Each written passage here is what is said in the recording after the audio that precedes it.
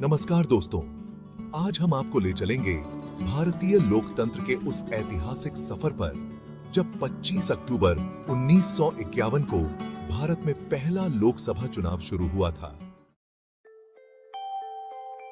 हमारे देश ने 15 अगस्त 1947 को आजादी पाई थी, लेकिन लोकतंत्र की असली पहचान मिली 25 अक्टूबर 1951 से 21 फरवरी 1952 तक चले पहले लोकसभा चुनाव में। इस चुनाव ने भारत को दुनिया का सबसे बड़ा लोकतंत्र बना दिया। पहले चुनाव में 17.3 करोड़ लोग मतदाता के रूप में पंजीकृत थे, जिनमें से अधिकांश पहली बार वोट डाल रहे थे। यह भारत के लिए एक विशाल और ऐतिहासिक कदम था।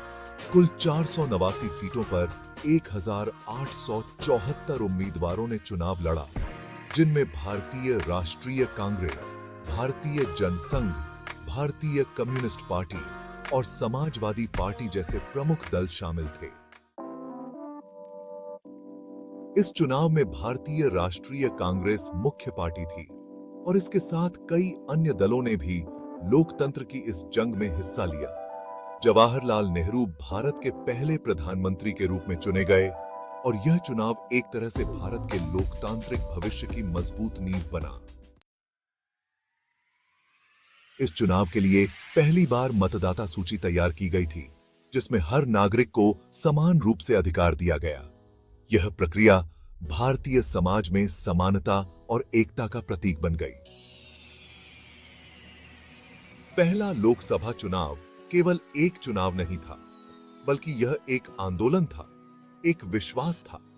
इसने यह साबित किया कि विविधता में एकता का अद्वितीय उदाहरण भारत में देखा जा सकता है।